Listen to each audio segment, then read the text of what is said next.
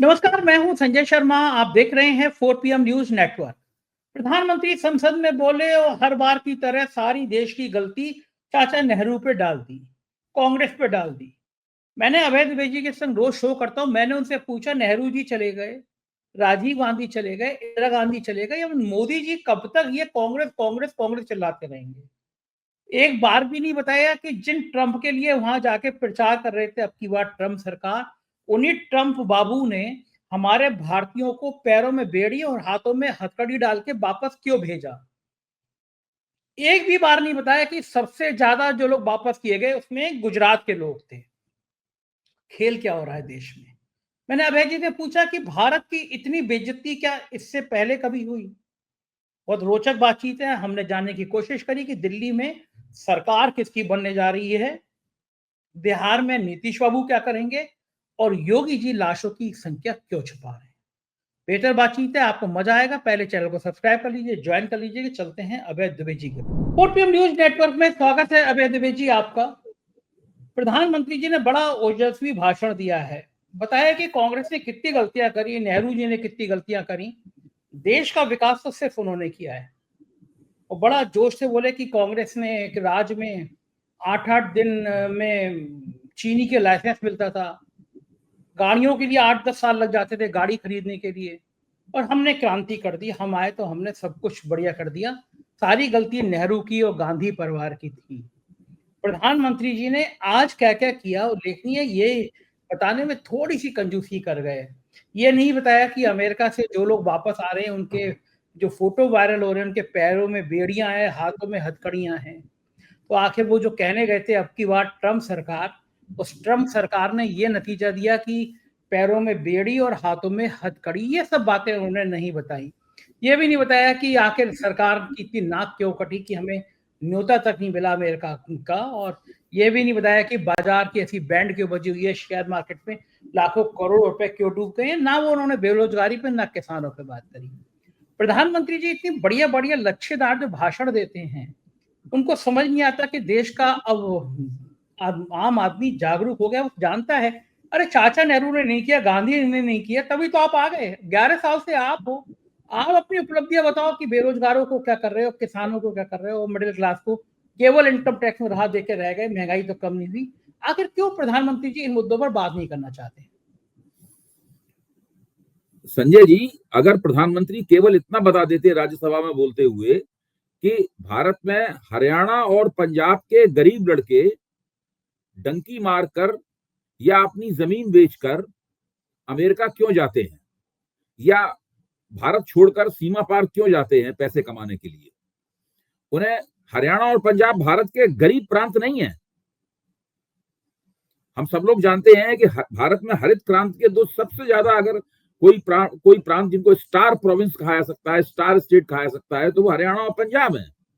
वहां के किसान सबसे ज्यादा समृद्ध हैं अगर हरित क्रांति की दृष्टि से देखा जाए। तो ऐसे प्रांतों के बच्चे, नौजवान क्यों जाते हैं और अब अमेरिका उन्हें हथकड़ी और बेड़ी पहना के भेज रहा है फौजी विमान में बैठाकर। आप सोचिए, बिल्कुल किस और 44 घंटे तक वो विमान में बैठे रहे। वो जिसे कहते हैं नहीं, शौच क्रिया करने और पेशाब वगैरह करने में भी उन्हें दिक्कत हो रही थी, क्योंकि वो हथकड़ी बेड़ी लगा दी गई थी। भारत के विदेश मंत्री जयशंकर जब ट्रंप के उद्घाटन भाषण में गए तो उन्होंने वहां के विदेश मंत्री रूबियो से मुलाकात की। तो उन्होंने रूबियो से एक अनुरोध किया था, जयशंकर ने, और मैं भी उस अनुरोध के समर्थन में बोल रहा हूं। उन्होंने अनुरोध किया था कि आप जिन गैर कानूनी भारतीयों को वहां से वापस भेजना चाहते हैं, आप उन्हें हंगामे में और उस तरह से मत भेजिए। आप उन्हें चुपचाप भेज दीजिए, जैसे बाइडेन सरकार ने भेजा था। अगर आप इस तरीके से भेजेंगे तो वो अच्छा नहीं होगा। लेकिन अमेरिका ने उनकी कोई बात नहीं मानी, उनको हवाई जहाज में रखा। और सबसे बुरी बात तो ये है कि उनको हथकड़ियां और बेड़ियां लगाई, जैसे कि वो कोई कत्ल का अपराधी हो, कोई खतरनाक डकैत हो, खतरनाक टेररिस्ट हो, ड्रग नशे का व्यापारी हो। इस तरीके से उनको भेजा। आप सोचिए कि अमेरिका भारत की इस मामले में कोई भी बात नहीं मान रहा है, किसी भी तरह की बात नहीं मान रहा है। केवल नरेंद्र मोदी को यही बता देना चाहिए था राज्यसभा में कि भाई अमेरिका ने ऐसा किया है तो क्यों किया है और हमारे देश में ऐसी क्या समस्या है, वो कम से कम देश के नौजवानों से अपील ही कर देते कि आप अमेरिका मत जाइए गैर कानूनी रूप से रहने के लिए। आप अगर जो वीजा लेके जाएं उससे ओवर स्टे मत, उससे ज्यादा दिन तक मत रहिए, आप डंकी मार के मत जाइए।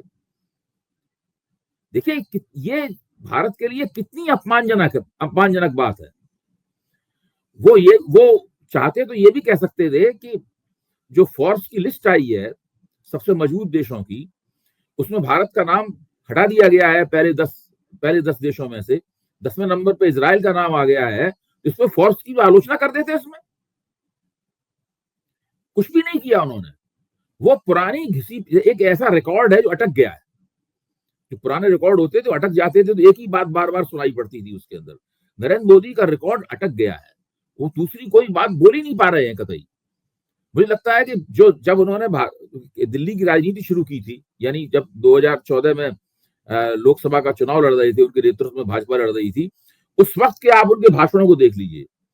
उस भाषणों में और आज के भाषणों में आपको कोई बहुत ज्यादा अंतर नजर नहीं आएगा। लगातार एक ही बात बोल रहे हैं, उसका कोई मतलब ही नहीं है। देखिए अगर आप कांग्रेस की लगातार एक ही किस्म की आलोचना करते रहेंगे तो भाजपा के समर्थकों को भी आपका भाषण पसंद आना बंद हो जाएगा। बिल्कुल ठीक बात। कांग्रेस समर्थकों की या विपक्षी समर्थकों की बात तो छोड़ ही दीजिए, जो भाजपा के समर्थक हैं वो भी आपके भाषणों को सुनना बंद कर देंगे।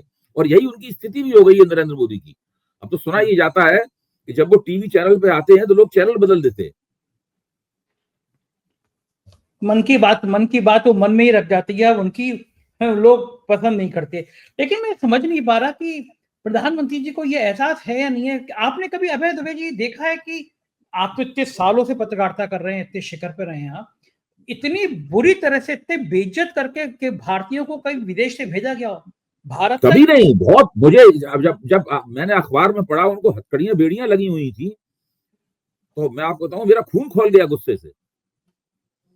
आमतौर पर राजनीतिक समीक्षा करते करते आलोचना प्रत्यालोचना की प्रक्रिया में से गुजरते हुए आप थिक स्किन हो जाती है, आपकी चमड़ी मोटी हो जाती है, आपकी वो ज्यादा बातों का असर नहीं होता।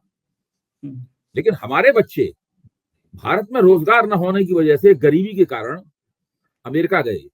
अमेरिका वालों ने उनको पकड़ लिया क्योंकि उनके पास पूरे कागजात नहीं थे।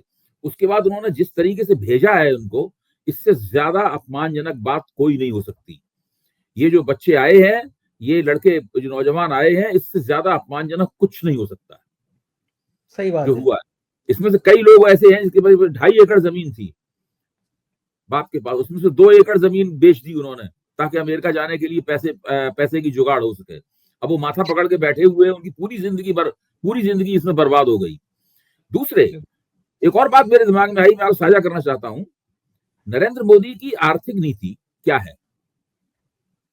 क्या ये उसी आर्थिक नीति का पालन नहीं कर रहे हैं जिसको नरसिंह राव के जमाने में चिदम्बरम, मनमोहन सिंह और मोंटेक सिंह आहलूवालिया ने मिलकर बनाया था, जिसको जहां से भारत में ग्लोबलाइजेशन की यानी भूमंडलीकरण की शुरुआत हुई और बाजारवाद की शुरुआत हुई, कारपोरेट पूंजी के प्रभुत्व की शुरुआत हुई।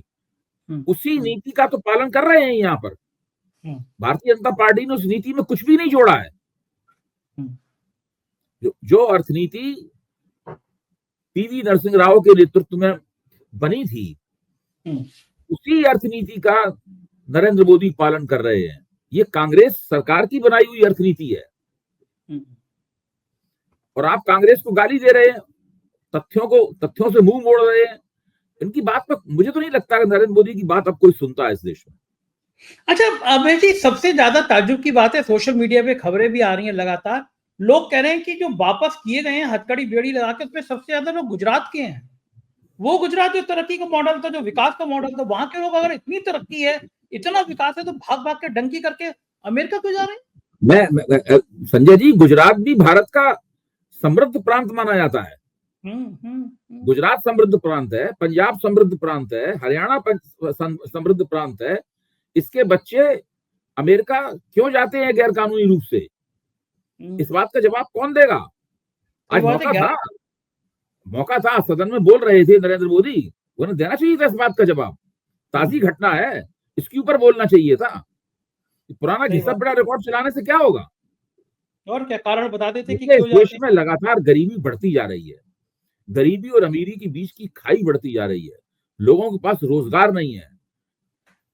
हथकंडा ये है कि 80% लोगों को लाभार्थी बना दो और 20% लोगों के लिए, 15 से 20% लोगों के लिए पूरी अर्थव्यवस्था चलाओ। ये काम कर रहे हैं नरेंद्र मोदी। उसी का फलितार्थ है जो आज हमें दिखाई पड़ रहा है कि अमेरिका के फौजी विमान से हथकड़ी बेड़ी लगे हुए भारत के नौजवान उतर रहे हैं। बिल्कुल, बिल्कुल ठीक, बिल्कुल सही कह रहे हैं, ये स्थिति है। चलिए अब जरा दिल्ली पे लौटते हैं। दिल्ली के एग्जिट पोल को लेके बड़ी चर्चा है। कुछ लोग कह रहे हैं कि एग्जिट पोल सही है, भारतीय जनता पार्टी की प्रचंड बहुमत से सरकार आ रही है। कुछ लोग कह रहे हैं कि पिछले 2-3 चुनाव देख लीजिए, हर बार एग्जिट पोल में बीजेपी की सरकार बनती है और एक बार तो जब सरकार बन रही थी बीजेपी की, तो बीजेपी की सिर्फ 3 सीटें आई थी। अब तक तो आपको कुछ अंदाजा हो गया होगा, दिल्ली में आप इतने एक्टिव रहते हैं, इतने संपर्क है आपके। दिल्ली का नतीजा क्या कह रहा है? क्या भाजपा आ रही है या फिर केजरीवाल की फिर सत्ता भाई बनी हम है? लोग, मैं एग्जिट पोल की तरफ तो जाता नहीं। ये सारे एग्जिट पोल करने वाली एजेंसियां जो हैं, इनको कहता हूं अज्ञात कुलशील सर्वे एजेंसियां हैं। इनकी कोई प्रतिष्ठा नहीं है। मैं किसी को नहीं जानता हूं। मैं किसी व्यक्ति से बातचीत हुई आज तक, मैं इनसे मिला हुआ। जिन एजेंसियों को मैं जानता था उसमें एक सीएसडीएस है, जहां मैं अभी 20 साल तक काम कर चुका हूं, सीएसडीएस लोकनीति। दूसरी श्री प्रदीप गुप्ता की एक्सिस माई इंडिया है। तीसरी एजेंसी यशवंत देशमुख की सी वोटर्स है। तो यशवंत देशमुख, तो इनके अभी तक एग्जिट पोल नहीं आए हैं। सुना है कि सी वोटर का एग्जिट पोल तो नहीं आएगा, लेकिन अभी तक जिन एजेंसियों ने एग्जिट पोल दिए हैं वो बिल्कुल भरोसे के काबिल नहीं है। उनके ना तो वो ये बताती हैं एजेंसियां कि भाई उनका सैंपल साइज क्या था, ना वो ये बताती हैं कि उन्होंने कितनी निर्वाचन क्षेत्र कवर किए, कितनी कॉन्स्टिट्यूंसी कवर की, कुछ पता आता नहीं है। चुनाव आयोग के नतीजे आने से पहले ही उन्होंने अपने नतीजे सुना दिए। तो वो तो अजीब किस्म का खेल है। चूंकि प्रतिष्ठित एजेंसियां इस वक्त, उनके एग्जिट पोल चूंकि फ्लॉप हो गए लोकसभा के और हरियाणा के, महाराष्ट्र के, तो वो थोड़ी सी पीछे हट गई हैं। उससे जो शून्य बना है उसमें ये नई एजेंसियां कूद पड़ी हैं, ये सोच के जिसका लग गया, टिप्पस लग गई इसकी, वो बाद में अपनी पीठ थपथपा लेगी। मैं यहाँ पे कहना ही, मेरा अभी भी मानना है कि दिल्ली का चुनाव नजदीकी चुनाव है, नजदीकी संघर्ष है, लेकिन आम आदमी पार्टी को अभी भी इसमें बढ़त है। वो बढ़त उसको कितने वोट और कितने सीटों तक ले जाएगी, इसकी भविष्यवाणी तो मैं नहीं कर सकता, क्योंकि उसकी भविष्यवाणी करनी भी नहीं चाहिए। वो दरअसल मैं कहता हूं कि वो तो मतदाताओं को विशेषाधिकार है, और मतदाताओं का विशेषाधिकार 8 तारीख को नतीजे के तौर पर हमारे सामने आएगा।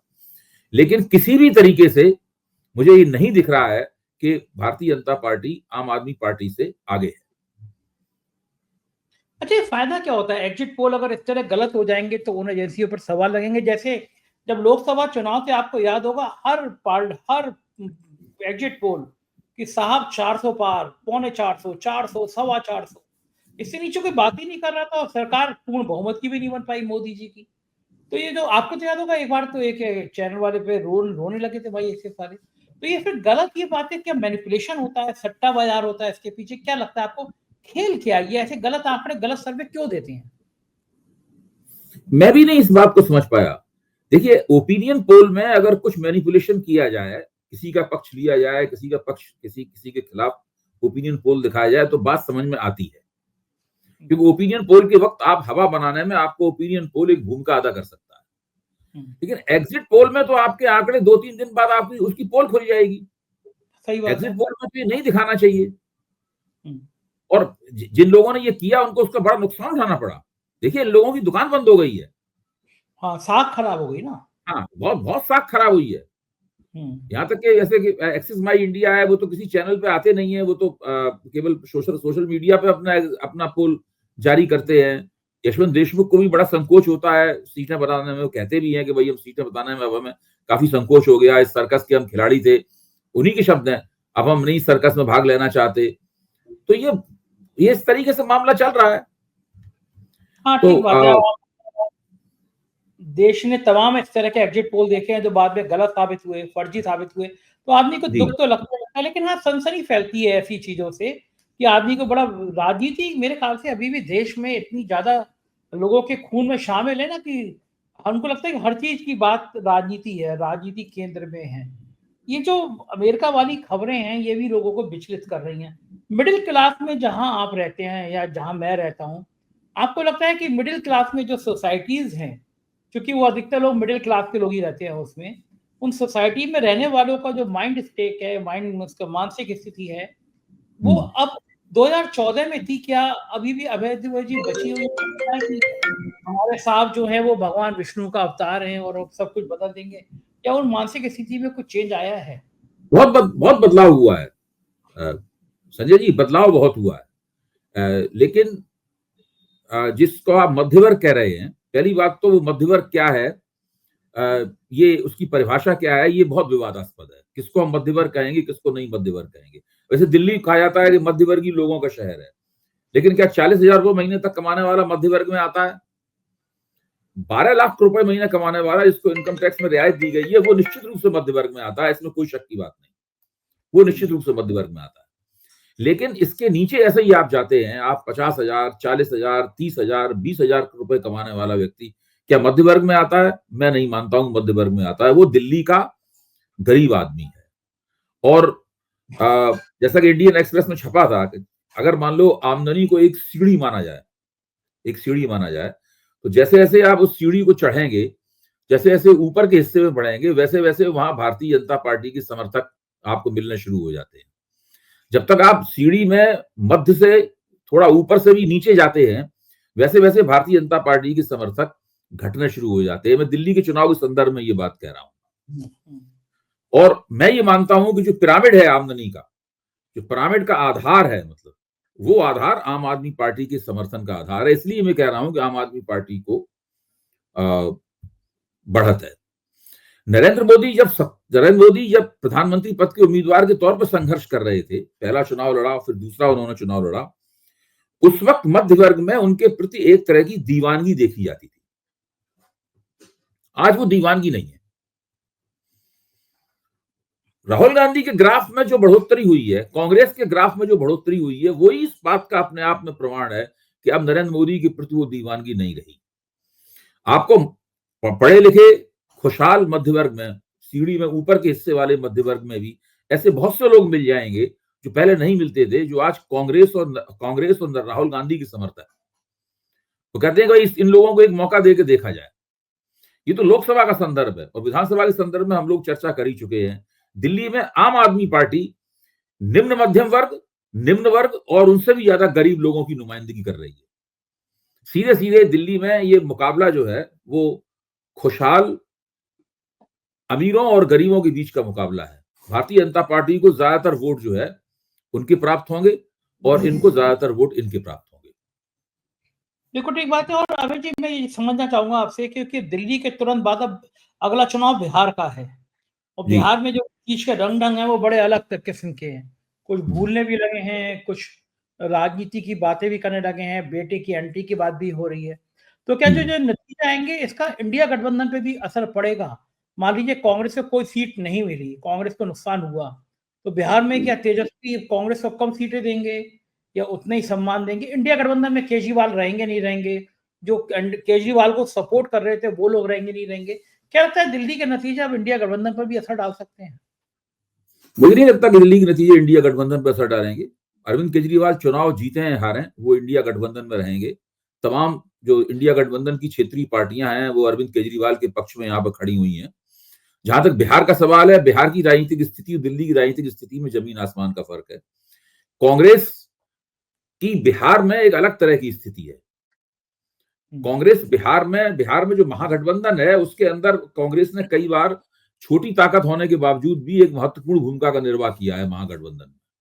और लालू यादव के सोनिया गांधी से बहुत अच्छे ताल्लुकात हैं। मुझे लगता यह है कि कांग्रेस बिहार के महागठबंधन में रहेगी और एनडीए के पार्टनरों के बीच में जो समस्याएं हैं, और जनता दल यूनाइटेड इस वक्त उत्तराधिकार की समस्या से जूझ रहा है।